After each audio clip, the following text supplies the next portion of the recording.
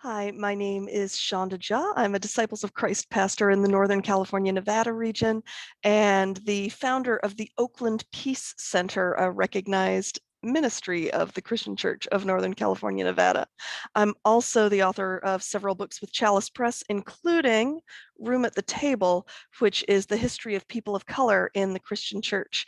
So that's why I'm with you today. When I was starting out as a pastor, I was negotiating my contract with First Christian Church of Oakland, and I said to the board chair, I think it's really important that we call it a covenant, because this is not just a contract, it's a religious document. It's one that we do in the presence of the divine. I think it's really important that we call it a covenant. And he nodded at me and thought, oh, the young pastor thinks she's cute using this theological terminology. And he said, you can call it whatever you want to. It's still a contract. It's still binding by the law of the state of California. And ever since then, I have found myself wondering, what is the difference between a covenant and a contract? And so I am grateful that you are delving into these weeks to sit with this notion of covenant. And I'm also excited that you're starting out with the preamble to the design. The design for the Christian Church is a really important document that goes back to 1968. And we have to remember that in the late 1960s, this was when we moved from being a brotherhood to being an official denomination. What a weird time to do that, as denominationalism, we didn't know yet, was in the beginnings of its decline. We suddenly decided to be a denomination. And I think it's really important to remember that the reason we did that is it was going to give us an opportunity to be in deeper relationship with the ecumenical movement. That mattered so much to us as a people for whom unity was our polar star, as our founders had originally said 100 years before that time. Now, we had already, as a church, as the Christian church, been on quite a journey. By the 1960s, the Christian church, which, although it was not officially a denomination, was functioning very much like one. And I say that because we already had national structures, we already had national offices, we had global missions projects. So, in many ways, we functioned as a denomination, even if we didn't call ourselves that. By the late 1960s, we already had a rocky relationship with Indigenous people. We had established the mission in Yakima a number of years before, although we were late to the game compared to many other denominations. And what we were able to achieve in Yakima wasn't really comparable to what was going on in other denominations. Our relationship with Indigenous peoples was not flourishing in that moment. We had just begun a formal denominational ministry of, by, and for Latinos at the national level at that point, despite having had Latino members since the turn of the century. We had no formal relationship yet with Asian Americans and would not for almost another 20 years, despite Disciples having helped launch both Chinese and Japanese American ministries on the West Coast over almost 100 years prior. And the Disciples having provided some emotional support to our interned Japanese American Disciples of Christ family who were in those internment camps, those concentration camps across this country during the war. We had also recently embraced the very first Black regional minister in our denomination, even though there were Black disciples of Christ dating all the way back to the earliest tent revivals of the disciples in the 1800s. So it is in fact impossible to read the preamble to the design without recognizing that it happened concurrently with Black disciples and white disciples also engaging in a formal merger in 1968. And this is something that has fascinated me, and in many ways is what drew me to the Disciples of Christ, is In 1968, while the nation wrestled with the question of whether racial reconciliation and real relationship across races was even possible, in the wake of Malcolm and Martin and Bobby's murders, related to the possibility of racial healing even being possible, in that moment, the disciples chose to seek deeper relationship across race in Christ.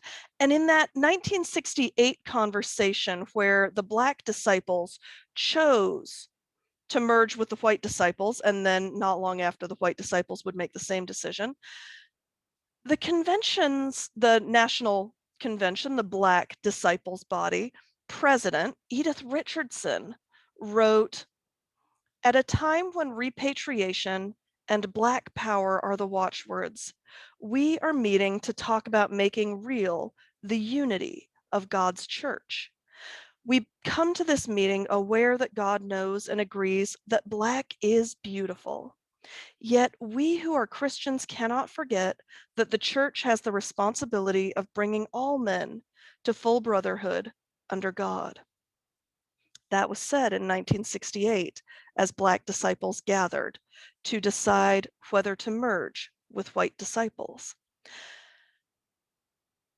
A covenant isn't less than a contract. It doesn't involve less accountability.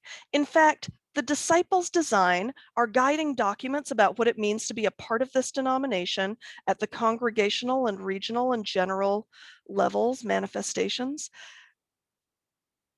Our guiding documents are about increasing accountability so that we can be in more faithful relationship with each other and in more faithful relationship with our Creator. A. Dale Fires, the general minister and president at the time, our first official general minister and president, because when we became a denomination and we merged to become one united church, that first general minister and president said, "This is called the design because we're seeking out the design that God has for us as a community of faith. We are seeking God's design." So as you read the preamble, it only makes sense. It only ends up being an inspiring, enriching, transformative document if you know the fires that forged it, the context in which it was written, the social norms it responded to, but also the social norms it was resisting. We were committing to unity at a time that our nation was coming apart.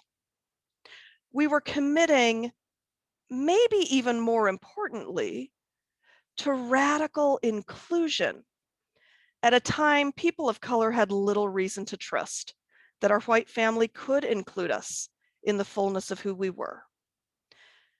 We were still a number of years from ordaining an openly gay or lesbian clergy person, but this document, as we turned to it over and over again, would demand of us that we figure out how to show up for each other as siblings in Christ in a very different way than some of our sibling denominations chose to. The document explicitly named what it is that weaves us together: baptism, faith in a living Christ, and the table, or more explicitly, if you look at the preamble carefully, a table of gratitude. Now, how we would show up for each other, the technical aspects of that, is laid out after the preamble, but the preamble itself demands that we show up as family, that we show up as equals, that we show up as servants to each other and to the world, as disciples of the risen Christ. One of the people who brought me into the disciples of Christ was a guy named Albert Pennybacker, often known as Penny. He was a cantankerous old man from Kentucky when I met him, and I suspect if I had met him earlier, he would have been a cantankerous young man from Kentucky. I remember saying to him one time, "Penny, you care so much about justice issues. Why aren't you part of the United Church of Christ, the denomination that's famous for being about social justice?" And Penny looked at me and he said, "Here's the thing. I can call a right wing member of my church an SOB from Monday through Saturday. And Monday through Saturday, he can call me an SOB. And on Sunday morning every week, we have to come to that table and accept the fact that we're also family." That's what it means to be accountable to each other. That's what it means to me to be in covenant.